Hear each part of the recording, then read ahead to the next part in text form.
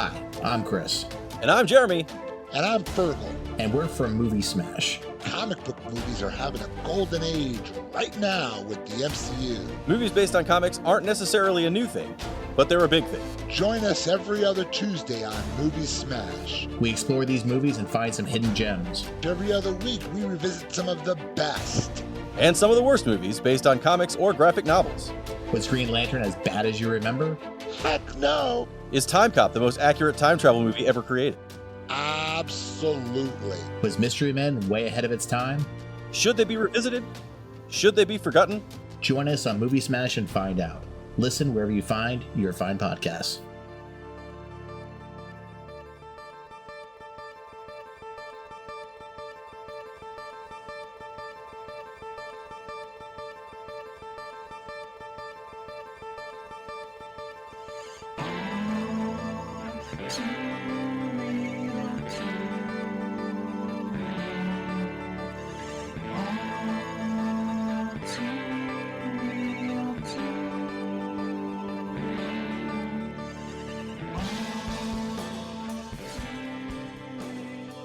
Okay, everybody, welcome to the latest episode of All Too Real 2. My name is Michael Lee Cullen II, and with me, as always, is... That's me. Why don't you take a seat, Mr. Mole and Carta? Yes, indeed. Mm-hmm. So, the world was this happy place I lived in once. Then a lot of things happen, floods, hurricanes, tornadoes. Then the worst of them all, Santa and the Ice Cream Bunny. I want to thank you for introducing me to this film. This is where we're going to kick off our holiday month episode with this piece of shit. Happy holidays, everyone. And especially to you, Sesame, for introducing me to this movie. Movie. That not only made me want to gouge my eyes out, it also almost put me to sleep when I was watching it. So yeah, It took 5. Yeah. It made me wish I was watching Tooth Fairy 2. Yeah, absolutely. Yeah, totally. I had to watch this movie in 6 viewings over 2 days, mostly on 1.25 and 1.5 speed, except for the musical songs. I would then put them in regular speed, and it took me 6 viewings again. So an hour and a half, 1 hour and 35 minutes is the runtime of this film quote. So 6 viewings, 1.25, 1.5 speed minus the song. So realistically, we're talking at most maybe 59 minutes of actual viewing time spread throughout 6 times in 2 days. That's how terrible this movie is. That I just couldn't do it. I could not sit there in one viewing. And I mean, again, we'll just talk about, but like, what's with the gorilla suit? That's what, anyway, we'll get into that. But like, I don't get it. So, there's this trope from storied times of stories in general, whereas there's this thing called a story within a story. Like in the Watchmen graphic novel, there's Tales of the Black Freighter, story within their story. That's a good example. The only one I can think of off the top of my head. They kind of did this in the form of a film within a film. Yeah, if you could call it that. So, anyways, the film we're covering came out in 1972. It was rated G. It's called Santa and the Ice Cream Bunny. It was directed both by Barry Mahan and Richard Weiner. So Barry Mahan, also known as Jackson Barrett Mahan, so he was a producer of movies and director. He directed films like Thumbelina in 1970, Jack and the Beanstalk in 1970, did the live action sequence for Santa and the Three Bears, which seems like a movie that actually makes more sense than this. Santa's Christmas elf named Kelvin. God, this guy is like a cornucopia of Christmas movies that we may have to cover in the future. The Wonderful Land of Oz, which I think I've seen, and it's horrible. It's bad. It's got a very almost identical feel to the film within the film of this. So anyways, he directed a portion of this movie that was actually just another movie called Thumbelina. So this film was released in theaters, and you could see one of two films within the film of the movie of the movie, either Jack and the Beanstalk or Thumbelina. The version we watched was with Thumbelina. So the Santa and the Ice Cream Bunny portions of this movie were directed by Richard Weiner. And he directed two things. This and a movie called The Devil's Triangle, which is a documentary exploring the mysteries of the Bermuda Triangle. What the? Okay. Yeah, all right. Yeah. Let's go with that. So yeah, that's what he directed besides this. So Santa and the Ice Cream Bunny, according to the IMDb logline, is when Santa's sleigh gets stuck in Florida, he tells a group of kids the story of Thumbelina. Yeah. Okay. My whole thing is that this just looked like a cash grab in order to get people to watch Thumbelina for a second time, because there's the whole story about Santa is literally nothing. He's just sitting in his sleigh. 15 minutes of the movie at most. Maybe most, and like 7 of those 15 minutes are just like extra long shots to pad the timing. That's it. Like it's pointless to even have Santa and or the quote Ice Cream Bunny, which, as you astutely pointed out last night, there's no mention of ice cream whatsoever. So how is he the Ice Cream Bunny? He appears 53 minutes into the movie. Yeah, no, not 53. He appears, he appears like almost it's 100. Like, I think it's like an hour and like 15 minutes into the movie or something. And then that scene goes on forever because they need to pad the time. That just goes on for like 10 straight minutes. It's the whole thing. But like, really, this movie just could have been Thumbelina. There was no reason to have Santa Claus or the Ice Cream Bunny in this film. But I'm almost positive that he made this just so it would grab people's attention somehow, and then to watch Thumbelina, which that's a very. Can we get into Thumbelina? Can we just get into this, because this is a really weird. So basically, a little bit of the background on this movie. So the Thumbelina and the Jack and the Beanstalk movies were created for this amusement park in Central Florida called Pirates World. And I just want to emphasize the fact that it's Pirates World. It's just like many pirates, it's not possessive. It's not like the land belongs to pirates. It's just called Pirates World. So yeah, the Pirates World closed shortly after this movie came out. This was supposed to try to create more interest in the park. Somehow. Yeah. Pirates World opened in 1967 and closed in 1973. So it was open for like 6 years. It was in Dana, Florida, which is part of the Miami metropolitan area. So I'm just going to give a little background here about the Pirates World. It was successful in its early years, but in 1971, Walt Disney World opened in Florida, which took much of its business away from the theme park. In 1973, it became bankrupt and closed, though some sources list the park as having closed in 75. But Norman Kaufman, venturing carnival rides owner back in Coney Island, bought some of the steeplechase fiberglass horses and gave one of them to Coney Island's USA Museum. Anyways, so in 1978, a biblical theme park was to have been developed on the site, but those plans fell through, and now the land is condominiums. So, yeah, they had like a lot of rock concerts there and stuff and everything. I mean, it looks like it was a pretty good, park.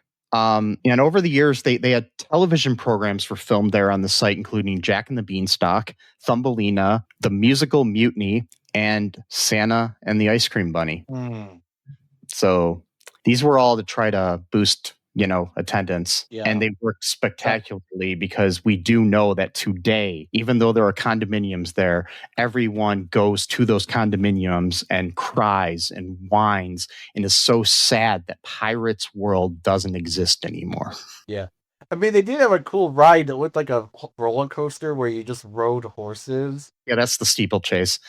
But it looked dangerous because there was no There was no seatbelts on it or anything. Nothing. You were just the 70s were wild, man. Like But you're just riding on a horse. It had like many hills or anything. It was kind of like more like a straight, like a ride, not like a hilly like roller coaster. It didn't really roll or coast. It kind of just, or actually just coasted. It didn't roll. True, but if you fell off, you probably would die or hurt yourself. I've seen these type of rides in other parks before. I don't know. I know that they had one for a while at Dollywood and some other places that I've seen video of.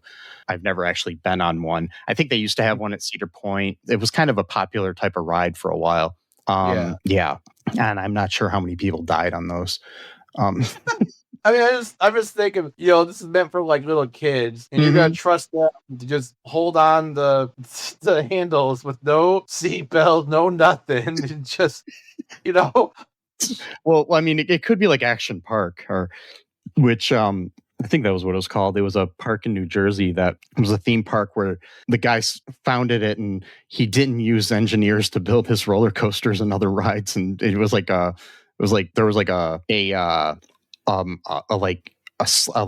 water slide that you could go in, and he didn't understand physics, so it was kind of like just a loop, but you have to have kind of like curves and like not curves, but like angles in the loop that make sense for people.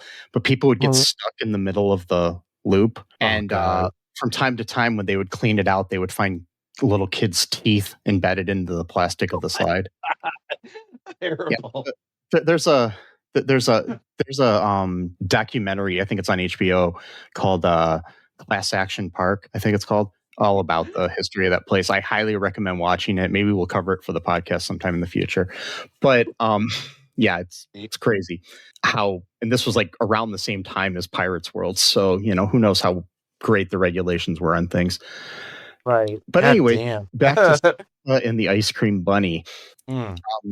Yeah. Besides me wanting to gouge my eyes out, what is your reaction to this thing? This thing, yeah. I know I've said this a lot because there is no bottom. It's just an endless well. But currently, this is the worst movie I've ever seen in my entire life. It is. As of right now. Who knows? Maybe a month or two from now, we'll find something that's even worse. But right now, it makes no sense. It's just Thumbelina. They could have just re-released Thumbelina. The whole thing with Santa Claus. I mean, there's like no production. It costs like $2 maybe. He's just sitting there in the sand, and he's like, "Oh, I didn't get my say." And then that's okay. I have 1,000 questions. So there's a bunch of kids that are playing all different parts of the park. They're not near each other whatsoever. Santa is calling each of these kids individually through like his mind, I guess. So it's like weird kind of. So basically, so I mean, the way things that start, first off, it's a few days after Christmas, and we see Santa's workshop with his elves, and that's the only time we see them. That's it, yeah. And they're talking about how Santa's gone or something in their song that I could barely understand. It was dumb. Yeah, and so his sleigh gets stuck. It wasn't really stuck because it was just like a centimeter of sand underneath his sleigh. But anyways, he's stuck in the sand, and his reindeer that they showed for a split second in some stock footage abandoned him there. Like the reindeer are known to do. Yeah, they just go in all of our tales of Christmas lore. They're just like, fuck you, Santa. There's a whole song and movie about a reindeer who stepped up to help Santa. So I guess maybe they decided that they weren't getting paid enough or something. I don't know why they would just abandon him. Maybe they tried to unionize, and Santa was like, "Fuck that," He's like, maybe the elves were in on it too. They were just kind of pretending to be sad that he wasn't there yet. Like, oh no, Santa's not here yet. What a terrible thing. Let's sing a song about it just in case we're being monitored right now.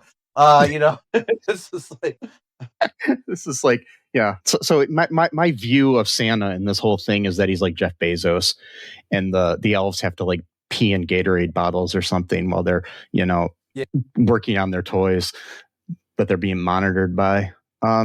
Yeah. And so, he's communicating with these kids via telepathy, apparently. At first, I thought he was calling out the reindeer because a lot of this movie, you can't really hear the words too well. It's terrible audio quality. It sounds like it was all dubbed. Yeah. And so at first, but then I realized he's actually communicating with these kids. My question is, are these specific children that he knows that will always help him out? So like, did he call them specifically in mind is my question, or is it just that they were just the closest people that could help him, or are these like a group of kids that just help him out whenever he's in trouble? Well, prior to him calling them out, we have this really weird scene where they all freeze midair and other things. Like he like froze them in time and then fell asleep and called them by telepathy. That's right. Yeah. So then now Santa's got multiple powers now, and they all get names, like except for there's a group of girls like jump roping or something, and he's like at the other times I don't know what their names are, but he's like Bobby and Jack and Cindy and whatever, and then he's like and girls. Yeah, I guess he just couldn't bother to say their names, so he's like, yeah, and so then they drop everything they're doing. Again, these are kids that are scattered throughout multiple parts of the park. They're not all together in the group. They're all doing their own thing. They're not even in the park. Some of them are at home, it seems like. And one kid I was really worried about, he has an umbrella and he jumps off the roof of his house. Yeah, that was strange. I don't know what to think with that one. That makes me think of when I almost broke my neck and I jumped off the garage of my uncle's house onto a mattress when I was a kid. Yeah. Oh man, good times. Yeah. I ended up in the hospital with a neck brace for a while. So yeah. Yeah, it's wild. Yeah. So this kid would die. So I guess Santa's saving his life. So that's excuse me. So that's good. And so they all run to him. He explains the deal. Hey, my sleigh's in the centimeter of sand. I can't move for some reason. Can you help me out? And so all the kids, they somehow very dexterous, I would say so. They managed to find a horse somehow. A gorilla that was willing to try to pull the sleigh. I'm not sure where they found the gorilla, which was really a man in a gorilla suit. I don't want to spoil the, And so they found. One of them found a gorilla or a man in a gorilla suit. One of them found a horse. Another found a pig or a boar. Yeah. None of them. The thing I love about that scene is that they just give up, like after trying for like 2 seconds to get the animal to face the correct direction. He's like, oh, well, you tried or whatever. It's like, did you really try? Because it was like 2 seconds. And it's like, you didn't really try, did you? No. And meanwhile, and Santa's not them at all. He's just sitting there like a lazy fucking asshole. He's just sitting there like for like a 7-year-old child to try to tie a horse to a fucking sleigh. You think that you could get off your fat ass and maybe help the kid out? And meanwhile, we have Tom Sawyer and Huckleberry Finn randomly watching this in the distance. That's right. So there's this going on. They're not helping out. They're just observing. Which they don't interact at all, which I have to mention. I looked into it. So the Pirates World was hoping to make another one of their movies like Thumbelina about Tom Sawyer and Huckleberry Finn. Okay, so so they already had the costumes, but I guess they ran out of money to finish the movie. So they just had the kids that were playing them and added them to this movie for no reason whatsoever. Yeah, again, this movie feels like it was inspired by drugs, like 99% of it, and also just low budget and like no guidance, practical guidance, like no guidance whatsoever on how to make a film. Because so like after all of these, like just I mean, God, you have a horse, for example. That's like the perfect thing. And you give up on the horse because for like 10 seconds it's not doing what you want it to do and you just let it run free. Really? Come on. Like you're not gonna try a little bit to hook the horse up to the carriage, or I mean the sleigh or whatever. No, like, oh, nice try, good buddy, or whatever. I'm like, okay, at least Santa's nice about it, but it's just weird. And then he gathers all the kids up again. He communicates via telepathy and also can freeze their time. Is he freezing time for everyone, or is he just freezing time for them? Because now I have even more questions. That not only does Santa Claus have the ability to freeze time, but he can also only freeze specific people on time, but everyone else gets to be in real time. That's like extra power right there, where you could just like decide. He has the magic ability to freeze time, but at this point he can't get his fucking sleigh out of the sand. Yeah, a centimeter of sand, exactly. So I guess his powers are very inconsistent and at best, and just like unreliable for the most part. And so then he gathers them all, and he's like, "I'm gonna tell you a story about Thumbelina for some reason," which is a weird story for Santa Claus to tell. And- because it has nothing to do with fucking Christmas. But then he doesn't even fucking tell the story. It starts out a movie with the fucking Turns credits. out a movie. Exactly. So he turns out a movie in like a non-existent screen that all the kids are apparently watching because they're all brainwashed now by this weird Santa dude. And maybe that was all along. Maybe that was his plan to like make him his new elves because he knew the other ones were going to go on a general strike. And so he's like, I need new people to make toys for me. So I'm going to brainwash these children. Elves' lives matter. I'm just telling you. Wait, no. They do know. And so yeah, it goes into like this dream sequence. And he's like trying to give like life advice at the same time where he's like, don't ever give up on your dreams and always have faith and you can accomplish anything. What does it have to do with well, I guess accomplish getting him his sleigh out. I guess but it's a weird way of framing the issue of like, because like, oh, my number one dream in life was to make sure that I can get Santa's sleigh to go home in time. Like that was like my accomplishment I was looking for in life to do. What? Like that's a weird thing to like, oh, I'm gonna be a doctor someday. I'm gonna be a major league baseball player. I'm going to make sure Santa's sleigh doesn't get stuck in the sand of Florida. What? Who dreams of that? That's a weird thing. Like, and so like it goes into its dream sequence or whatever. And then I don't know what they were thinking with here. So they got this woman, this young woman. She's at Pirates World. So a Thumbelina story also takes place at Pirates World, even though they're also at Pirates World. So that's the thing. So Thumbelina's story also begins in Pirates World, which we're saying is stuck at. So I guess this is like in the past. But again, this is only 3 years into Pirates World existence. So that means that this story had to have occurred only within the past 3 years. But he's acting like it's some ancient fairy tale. So that's, again, time must work differently for Santa Claus here. So 3 years might be like a trillion for him. And so it's this young woman is going into like this room, and then she's hearing an audio file telling her about the story of Thumbelina, but then this same woman is also playing Thumbelina. So my question now is, does Santa also have the ability to like make people forget their memories? Is that a new thing going on? So is this woman Thumbelina? I'm just trying to figure out if she's just listening to the story and then picturing herself as Thumbelina. I don't know. I'm not really sure how that goes. And so she's just like entranced by this audio recording, which is so creepy in of itself because like there's nothing else going on, and she's just looking down the whole time this narration is going on. By the way, the Thumbelina diorama of some sort of like Thumbelina's like living situation or something.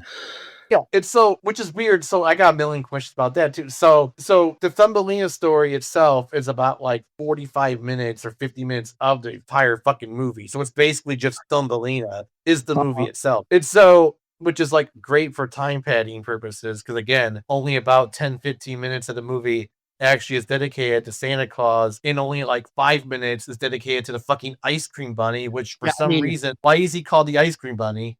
In the title, there's Santa Claus and the ice cream bunny. The part is doing the heavy lifting in this movie. Quite literally, actually. And the and is both metaphorically and literally the ice cream bunny. Again, why is he called the ice cream bunny? He's just a bunny. There's no ice cream exchange talked about, alluded to in any way. He could just be the Easter bunny for all we know, or just the only ice cream bunny. The only ice cream bunny I know is the mascot for Blue Bunny ice cream. I mean, maybe Santa did some more time traveling, and that was what that was referenced to. I don't know, but it's so she's hearing this brainwashing tale going on from the microphone or the audio that's like entrancing her. And then what I don't like, so what makes me I'm jumping ahead. So like what confuses me is that we get this narration, but the narrator we don't actually get introduced to until about halfway into the Thumbelina movie itself. So you would think that the narrator was that. I just coughed. Yeah, but no, I was going to say that there's interesting things I have to say about that too when we get further along. Yeah, don't worry. I'll skip ahead really fast because it's so stupid. So Yeah. So this narrator is talking about this older woman who she wanted to have a kid, but she was never married or whatever. So she goes to a quote good witch, and the witch does not look like a good witch in this story. I don't know why that was supposed to be the good. She looks like the stereotypical like witch from like the Wicked Witch from Wizard of Oz sort of look or something. But like she's the good witch. Witchy poo or something. I don't know. But yeah. But that's the lesson. See, there's actually a deep, cryptic, esoteric lesson in this movie. If you get past the nonsense and the non-existent ice cream bunny, that the movie itself is probably the deepest wisdom that you'll ever experience in your entire life. So the good witch, as we just mentioned, looks like the stereotypical bad witch. So that's telling us to not judge a book by its cover right there. That's the good witch. It looks like you would think an evil witch would look, but you don't know that because you haven't met her yet. So that tells you don't always judge someone based how they look, because they might actually be a good person when you think they might look evil. So that's point number one. And so then she gives her this seed that's apparently going to grow a child somehow, I guess. And then she plants a seed, waters it, and then like almost immediately Thumbelina pops out. Already a fully grown teenager, mind you. So she's already skipped like all of the stages of growth. She's just like flat out 15 at this point. So that's weird. That just starts off like that. Well, and then, isn't that how everybody's born? I guess. I mean, as soon as I, was born, I could walk and talk and do algebra and everything. I mean, if you're a literal flower child, is what she's is called. Yeah, my parents. What's that? So my parents weren't hippies, so I don't think I was a flower child. Well, not literally, but like, well, in her case, she is literally. And so, what I love about this movie, the other symbolic, the deep wisdom of this movie is how everyone talks with zero emotion whatsoever, and they just explain things as if they were just like giving like a boring math lecture. That's also very deep wisdom, because like when you're having deep discussions with people, the best way to have like a very important discussion with someone is to speak with a monotone and like have like no expression. So so when Thumbelina says, when she shows her gratitude to her quote mother, i.e. the person who grew her in her garden for 2 seconds and became a person, when she says, "I am going to love you for the rest of my life," there's so much love in that person when they say something like that. Well, and then when the quote mother says, "I am going to take care of you for the rest of your days," that's like, there's so much love between those two people. Like when they talk like that. I mean, that's how my parents treated me after I was born out of a flower too. Yeah, I mean, it's just how it is. Just like that's where babies come from, right? Yeah, that's the standard. And so then later on, there's so much shit. Okay, whatever. Because like she gets like there's so many plots of this movie that just fall apart. Like you think they're supposed to be part of the movie, and then they just get scrapped. So like they get kidnapped. Yeah, go ahead. It's the story of Thumbelina. The basic thing is like, so she sleeps in a walnut shell on the table in the spinster's house, and she's carried off by a toad who wants her as a bride for her son. Because that makes sense. Yeah, sure. So, yeah. Then, she leaves there, and then she's off, and there's these like bugs that are they're like, we want to find some other bugs to eat, and whatever. And so according to the actual story of Thumbelina, those bugs are called a cockchafer. Okay. That's an actual type of bug. I don't know if you're right. Cockchafer.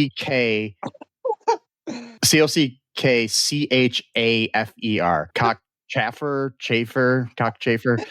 They're also known as May bugs or May beetle or doodle bugs. So, but when I found out that word just a second ago, I had to share it. Wow. So, yeah. Anyway, she's, they say we should smash her or pinch her or something because they don't believe she's human. Because she's small. Then she's like living in the woods for quite a while, and she, it starts to get to be like winter time. And she's like trying to save herself, and then this old mole woman finds her, or she finds her or something. I don't even remember how she got to her. Park is super pulled out. In the book, she's a field mouse and not a mole, but that's another. Yeah. So Yeah. But so she's basically there, and then there's this other mole named, what was his name? Mr. I don't remember his name. Mr. Digger. That was his name, I think. Mr. Because they're moles, you get it? Yeah. And so he's like an old man, and rich. Reminder, she was just born recently. So I mean, I guess she's technically not even a year old, but looks they like develop differently in their. but she looks like a teenager. Oh, I'm sure she is. They keep referring to her as child, so keep that in mind. They themselves, both moles, have referred to her as child multiple times. So Mr. Digger wants to marry her the moment he sees her. No, even worse, he takes her to his lair. Mrs. Mole totally okay with it. She's like, "Oh, go with him. He's really kind and nice, and he has lots of money. Go him." Like, yes. Like, what fuck, man? Are you guys like running like a mole trafficking ring here? You know who else people said was really nice and had a lot of money? Jeffrey Bundy. Well, yeah. But go ahead, sorry. I was just gonna say Jeffrey Epstein. Yeah, Ted Bundy too. He didn't really have a lot of money though, but he was charming. Yeah, he was charming. But but a lot of people did think that So I'm convinced that Mr. Digger is the Epstein of the mole world. He's Molstein. And this mole lady is actually Ghislaine Maxwell. So But hold on. To be fair to the moles, let's innocent before guilty. That's our justice system says that. They're quite old. They're quite elderly. They might come from a time period where they say child, but they don't actually literally mean child. So let's pump the brakes a little bit. We don't want to try people. He looks like a teenager. I know. I'm just saying though, like people who are like older, sometimes they'll say child. They don't actually mean child. They say it like sometimes they'll say like even like someone who's like 19 will be like quote a child. Like they don't. So I just think I don't want people to go to their mole town and like burn it down or crush it without evidence. Okay, because we still are a democracy as of right now, at least we are sort of. We should just our backyards then. Yeah. Ever so slightly, we are a democracy, so you got to have evidence. Granted, does not look good. To have a mole, again, elderly, rich, randomly takes some girl into his lair and almost immediately proposes to her. Granted, does not look good for him. I'm not saying it does. This is not some mole apologist here. I'm just saying according to the synopsis of Thumbelina that I'm reading here. So like in the original thing, she's a mouse and not a mole, the lady. She suggests to Thumbelina that she marry the mole, but Thumbelina finds the prospect of being married to such a creature repulsive. He spends all his days underground and he never sees the sun or sky. Although he is impressive with his knowledge of ancient history and lots of other topics. And okay, that brings me to another question. So when she goes to his house, he has like a fancy chandelier and a bunch of paintings on the wall and some like a really cool like china cabinet and all this other shit in his place that are like things he's collected from around the world. So you mean to tell me this fucking mole traveled more than I ever have? I mean, that's why he's called Mr. Digger. He's really good at it. He just digs these holes all throughout the world. My other question for that though too. I think he said something about the chandelier being from like France or something, and I'm like, so where are they? How do they swim? I don't. Yeah, I don't agree. I'm assuming maybe they're in Europe somewhere, so at least there's that going on. I don't know, but it's still France is not landlocked. You got to swim there. Yeah. So it's some kind of boat fixture. My other question for that, though, and which is more important, I think, is how did he find these materials that were built so small to fit inside of a mole house? Like, you telling me that someone built a chandelier specifically small enough to fit inside of a mole hole? My theory is he went to France or something, and he talked to the chandelier maker. And he's like, hey, I saw this really cool chandelier in this like aristocrat's house. I was like, hey, that's a pretty cool chandelier. Can you make me one, but just make it smaller? And he speaks French. He speaks fluent French. Yeah, French, of course, fluently. And and this human chandelier maker is like, okay, there's a talking mole. I better do what he says or he's going to molest me. Anyway, so the so he builds it for him. Yeah. Yes. And then he does the same thing. He finds these master painters and he's just like, do it or you got to marry me. And that's how you propose to everyone. So I need you guys to see. I took some screenshots. I need you to see the terror that I felt. Because this looks like found footage horror. Because you see him dressed in all black. And there's shadows everywhere, and she's just walking. He's just right behind her. And I'm like, oh my God, someone's going to fucking die right now. One of the two. Yep. Some world where someone doesn't either, he kills her or she kills him in self-defense. That's the only outcome of this scenario. But somehow it doesn't happen, which was like a relief for me because I was really worried that he was going to like tie her up or some shit. This story was going to get really dark. I was expecting to get it for it to get all like Silence of the Lambs, Buffalo Bill sort of thing, where she gets, he digs a hole and puts her in it and then has her put lotion in a basket or something, I didn't know what was going to happen. So yeah, I was super, super scared because I was worried this was going to get like really dark where he's going to like kidnap her and then Mrs. Mole's going to have to like save her. But no, again, because like with the range, the depth of these actors, when you hear them speak, you just like, oh, my heart is just like it's fluttering. I'm getting goosebumps because when he proposes to her, Mike, when he sits down and he says, I know I am old, but I really would wish to marry you. Would you please consider that? And she goes, I will think about it. Oh my God, tears just streaming down my face. The emotion. Oh, like I don't go out to like, singles bars or anything, whatever those, if those exist anymore or anything like that. But I'm thinking of starting doing that. And I'm just going to walk up to young ladies in there and just say exactly like that. And maybe I'll be next time we record. You can dress in the mole costume. Yes. And just call yourself Mr. Digger. Yes. I'll walk up and be like, hello, I'm Mr. Digger. You go, I've been to many places around the world. Look at my tiny chandelier and my tiny painting. Will you come to my mole hole and marry me?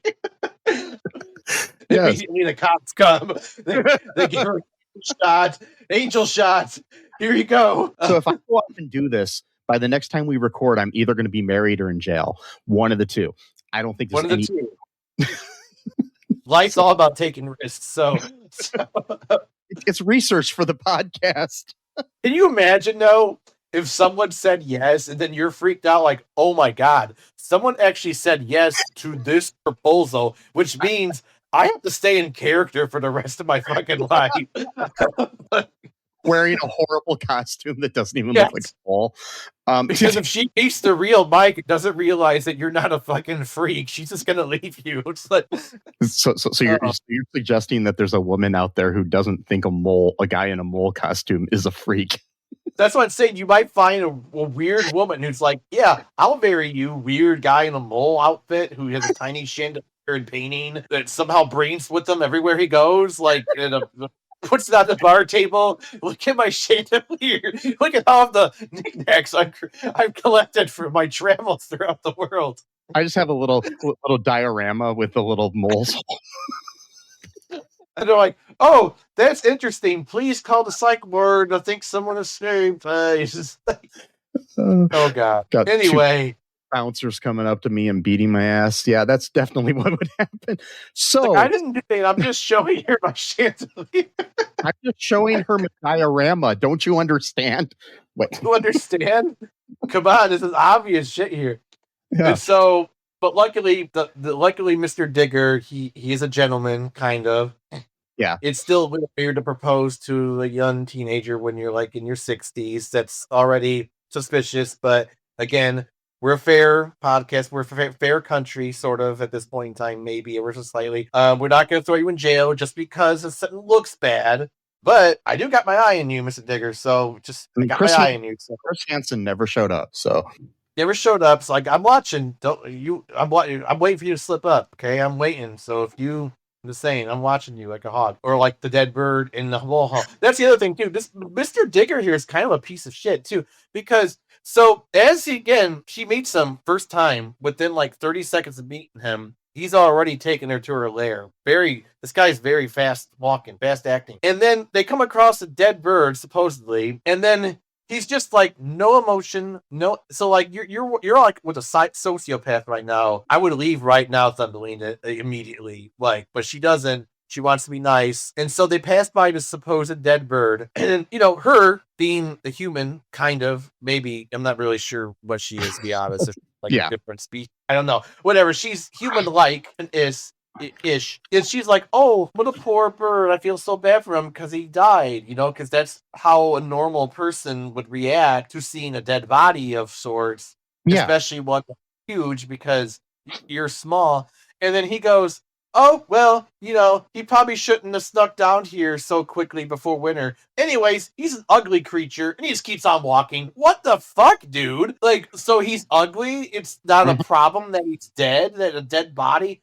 My other question, too. So, Mr. Digger had already passed this dead bird on multiple occasions because he went there to find Thumbelina. So, you mean to tell me this guy's just been walking past this dead bird for like probably days and sees no problem with it? He's just fine. I'm getting more and more Buffalo Bill from Silence of the Lambs from him. I think he was playing it straight when he proposed to her in a nice way, because maybe he knew that. See, my theory is that Mrs. Mole already kind of has a suspicion about him, but she's not really 100% sure. And she's like, hey, I'm getting old. I can't really take care of you anymore, Thumbelina. I've got enough food for my own self, but that's pretty much it. This guy, he's rich. He's probably not going to murder you. I don't really know, but like, he's probably not going to. So like, your best bet is to go with him, and he's probably not going to kill you. Not a guarantee, but he's probably not going to. And he's really wealthy. And so there's like a good chance that he's going to take care of you, and he's probably not going to kill you. So you should probably go with this guy. Again, he's a mole, and you're sort of. So this is interspecies relationship. Is it even normal? I mean, like, I'm not talking about from a moral perspective or like from like a racial Jim Crow. I'm talking from the physics aspects. Can you breed with other I mean, like, are you? No. I'm just trying to figure out like the. She wants to have children. Who knows? Maybe she doesn't. But not with Mr. Digger, because he's like 70 and she's like 15. No, it's not right. So I've got another plan. So you and I are going to start going to bars now together, okay? Okay. And I'm going to have you walk up to women before me and be like, "Would you like to meet my friend Mike? He's probably not going to kill you. He's a nice the world." Not going to kill you. So he's traveled the world. He's got little chandeliers that he got made special from the chandelier maker that he passively threatened. So anyways, sorry. She ends up leaving with the bird, who kind of like gets better. And she flies because this bird wasn't fucking dead. He was just freezing, and Mr. Digger doesn't even care to even heat him up a little bit. He's just leaving this thing to die. What? So she flies south with the bird, and she doesn't even say goodbye to Mrs. Mole or Mr. Digger. No, she goes. He asked Mr. Bird. By the way, his name is Mr. Bird. Very creative. And ask Mr. Bird if he will fly back and tell them when he vibrates. Basically, to let them know that she's fine. And they're like, yeah, I'll do that for you. Sure. I just already flew you across the country, but yeah, I'll go back and tell them. Well, he has because birds fly south and then go back north every year. So it's it's something they do. It's basically like the old people from Ohio that go to Florida when it's cold out. Anyway, so and that makes a lot of sense, right? Yeah. And so they're like, yeah. We'll do it. Mr. Bird explains the situation to them. They're kind of upset, blah, blah, blah. Again, you really shouldn't be too upset because because the bird flew her to land with little flower people. So apparently this is like a race of creatures that it's not just her, it's a whole tribe. And the moment she gets there, this prince comes out and says, "There has been a story told from time to time." I don't know exactly what he said, but he says it in this tune about a princess who will save us from what? From what? Yeah. There's no explanation. Yeah. From what or whom to save them from. Yeah. And her name will be Thumbelina. Well, that's just convenient. You're gonna the name of the person is like, come on, that's not how prophecies work. Come on, And like that's not. He says this after she introduced herself as Thumbelina, so he could just be making this shit up. And then he automatically starts. He asks her to marry him right away. Exactly. So he probably just took the information like a con man. She took the information she gave him, and then he extrapolated that to serve his own interests, which was, again, to marry this teenage girl that you just met. Granted, he was pretty young himself. So, okay, a little bit more pass on that because young lovers. He's age-old, but not so much. It still comes off as a sleazeball, in my opinion, because it just seems like in this world, any guy that just walks up to Thumbelina is like, "Yo, will you marry me, bitch?" That's how it is. So, like, don't have a full-on conversation about any topic whatsoever. Like, do we have anything in common? Do we share any interests? Do we share the same belief system? Maybe Thumbelina is on her way to convert to Islam right now. We don't know, but he's like a hardcore Baptist Christian. That's probably not going to work out too well. It's like... I mean, if I've ever learned anything about the flower people, is that they are hardcore Baptist Christians. Everybody knows that, and we don't know. And I've also heard that many of them belong to the KKK. It's just something I've been told from time immemorial. Wait. I mean, it was in the Book of Prophecies, right? I mean, when you read it, you go, the flower children, many of whom are very staunch Baptist Christians. Also, many of them are in the KKK. Yeah. And also, what's your name again? Thumbelina? The prophecy says Thumbelina is going to be my wife because she's very attractive. And it said so right here. It's right here in this book. I mean, the fact that the blank space that I just wrote Thumbelina in looks different lettering than the rest of the book doesn't make any sense. But hey, whatever. Right here. Look, read it. It says Thumbelina. It's spelled wrong. That's spelled wrong. No, in the prophecy book, it's spelled right. Your parents named you the wrong spelling. It's correct right here. It's like they're all like horned up for this teenage girl who's tiny. Nobody knows anything about her. For all we know, could be a runaway. I mean, technically, she is kind of a runaway. Not she didn't run away on purpose. She was abducted. Do we ever get any kind of like closure for the mother, because she really wanted to have a kid, and this poor lady like lost her kid right away? And so that's the part too that gets me. So the narrator the whole time is Mrs. Mole, not the woman who grew her. Mrs. Mole is the narrator of this whole story. Why? Like, what's the purpose for that? It's like, I don't get it. It's weird to me. Hans Christian Andersen wrote the story, so he also wrote The Little Mermaid, and what else did he write? He wrote that's a good story. I mean, The Little Match Girl and The Emperor's New Clothes. But and The Ugly Duckling. I know these stories, a lot of them. Yeah, but so this version that we're watching now is even faithful to the original Thumbelina, or if it's just this acid heads version of it. From the Wikipedia summary of Thumbelina, it's pretty close. Okay. You got Mrs. Mole, for some reason, the one narrating this whole thing. My question, too, for this, right? So, finally, Mrs. Mole and Mr. Digger, they get married together. And they're like, oh, everything worked out. I'm thinking to myself, I go, hold on, just for a sec, Mrs. Mole. Your first bet was having a teenage girl, human-ish, marry Mr. Digger, who's roughly around the same age as you, and then you're like, oh, that didn't work out, I guess I'll marry him. What? Shouldn't that be the first thing you would think of, not the second? I mean, that's weird. Like, oh shit, I was gonna just like whore out this teenage girl to this weird mole guy who apparently has been to France and all over the world getting tiny chandeliers and paintings. Oh, well, that didn't work out. I guess I'll marry him instead. I mean, later they're both convicted of child trafficking, but that's okay. I'm really starting to get the vibe from them. I'm very concerned about their... Yeah. Mr. Digger later is in jail and it suspiciously kills himself. And then, Mrs. Mole ends up, being convicted of child trafficking, and she's in this like high security prison.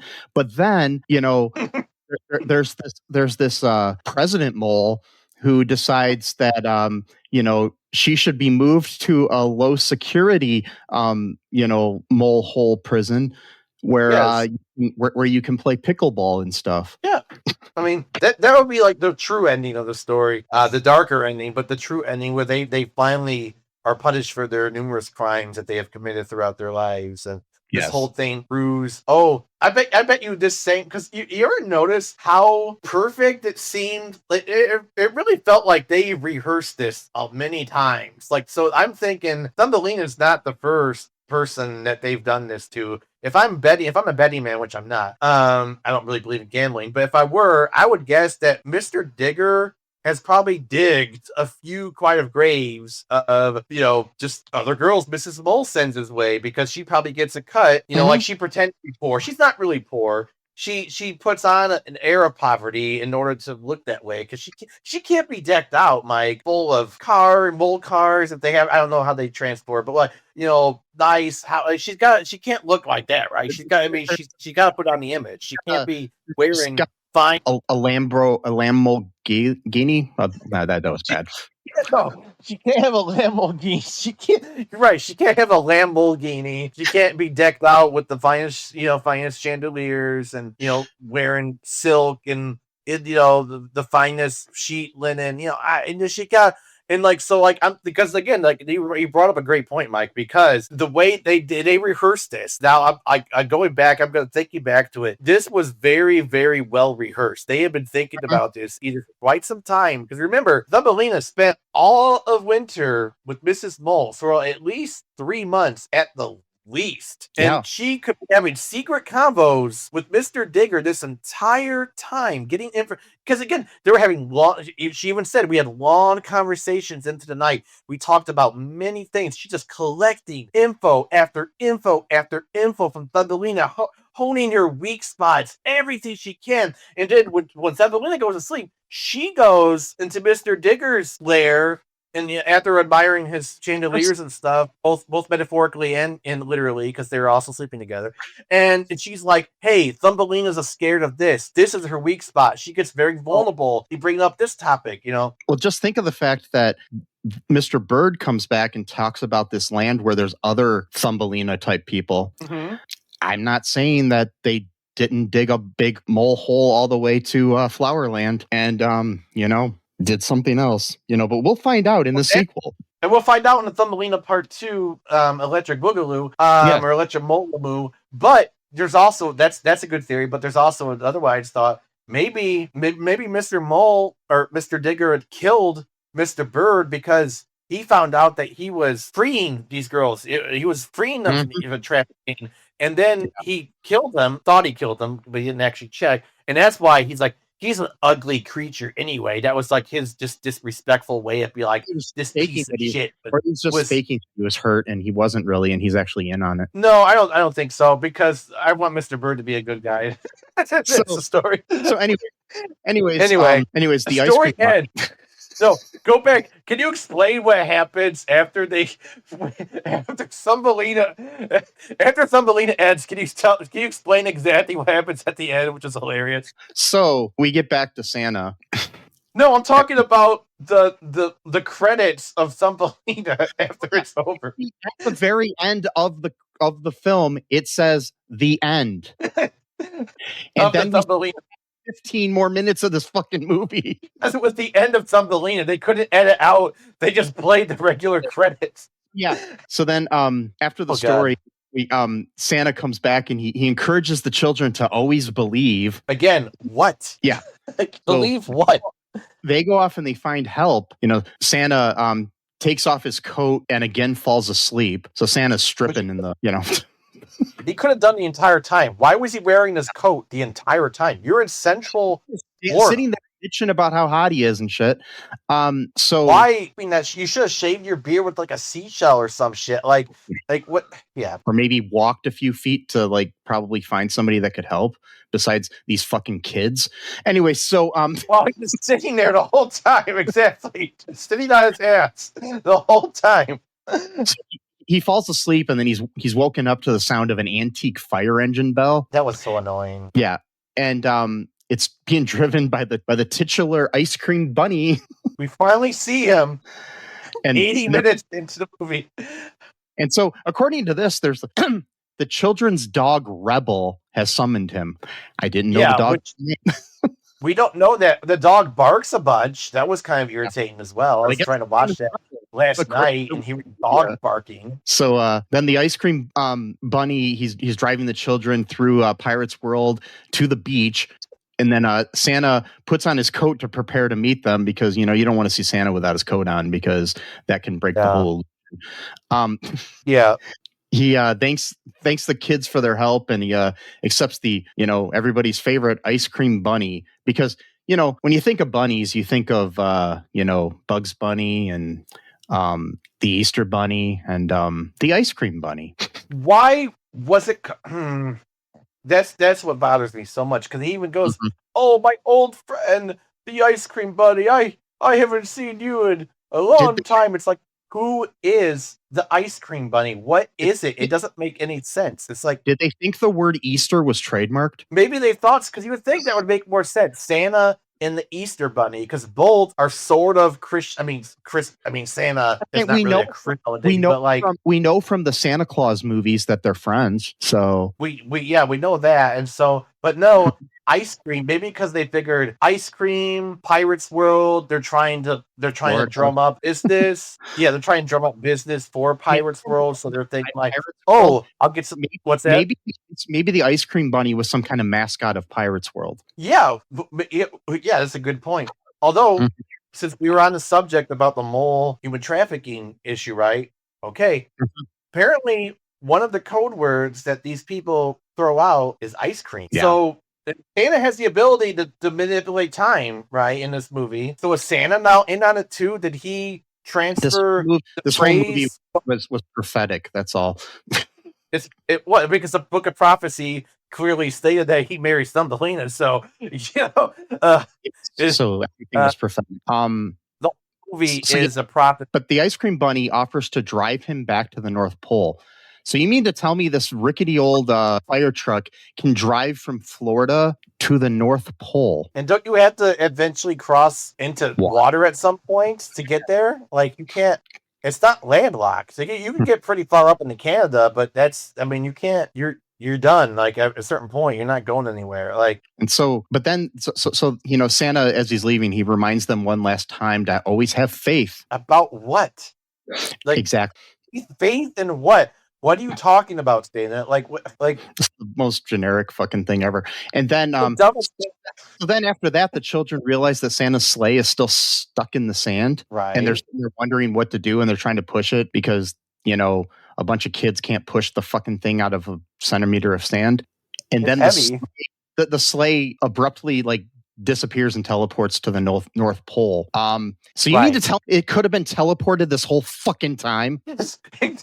See, as long as Santa himself is in the North Pole, then that means the sleigh comes with them. So yeah, he didn't buy an airplane ticket. He couldn't call anyone on the phone, be like, "Hey, can you get me a one-way ticket to the North Pole?" Yes, I'm being serious, not joking. By the way, Mr. Molstein's tapping my phone right now, so let's hurry up and get this done with. Thing could have we could have avoided having to hear about fucking Thumbelina. But the movie would only be like 15 minutes long. Exactly. This whole movie, again, was nothing but a cash grab. It was, again, trying to promote Pirates World. And so they're like, oh, people love Santa Claus, right? People love ice cream, right? Okay, well, we'll just make a movie called Santa and the Ice Cream Bunny, but then we'll just reshare Thumbelina, which again, like you mentioned, was already being shown at Pirates Island. So you mean to tell me that's going to drum up business? Yes. Let's think about it. That would drum out business, because if I'm sitting there thinking, oh, I'm going to go to Pirates World. Oh, this new movie's showing. That's pretty cool. Oh, it's Thumbelina. Again, they tricked me. Why would I want to keep going there when they tricked me? It's That makes no sense at all. Trojan horse of a movie, basically. It's what it is. It's a Trojan horse, and it's also a harrowing tale about human trafficking. It's a Trojan either pro or anti. We're not really sure yet about where it stands on that issue, but Yep. Good times. Greatest movie I've ever seen. Yes. That's why we're talking. No, you got to say it with emotion, Mike. You got to say, this is the greatest movie I have ever seen. I have grown to Sesame. I have grown to enjoy this film. Me too. I will think about hearing it. It is some of the finest film ever produced. Thank you. Thank you. Very. Now, who is that actress? Because she was kind of familiar. Was she in some other stuff? That played Thumbelina? Yeah. Okay, so she is Shay Garner, and let's see if she's done anything else. Oh yeah, by the way, another thing too to point out, Jack Ripley, who played Santa Claus in this movie, was 19 when he did this. Yeah, that's great. That's just really weird. So Shay Garner, she was on one episode of Baywatch Nights. She played a scientist on Star Trek The Next Generation. She was in the movie Bullies as Maggie Sullivan. I don't know if I've ever heard of this. Okay. It's a movie that just looks really like a low budget action film. Okay. There's characters in the movie with my last name in it. That's weird. Hey, that's kind of cool. Yeah, there's like several characters with the last name Cullen. Okay. She was in an episode of The Twilight Zone in 1986. She was in a movie called Teenage Dream, which I doubt inspired the Katy Perry song. But yeah, so yeah, I don't know. But anyways, anything else to say about this monstrosity? No, I'm like exhausted from talking about it.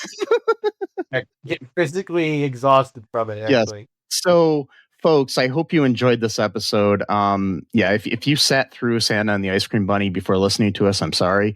On you, the effort. Yeah, we applaud you. And you know what else you could do to, help get that pain out of your heart? You can go to all2real2.com and check out the link to our Patreon and help support the show.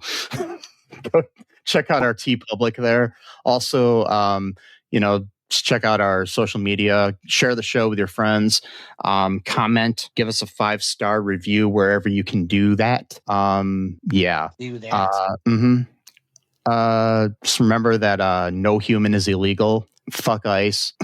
Fuck the patriarchy. Free Palestine. Be different. Be yourself. Just remember that I love you. I'm going to rename my apartment the Mole Hole. Sesame loves you. And until next time, bye-bye. Thanks for listening to All Too Real 2 podcast, a Cullen Park production. Produced and edited by Michael E. Cullen II. Music by Matthew Hawes. Subscribe and share the show. Visit us at cullenpark.com.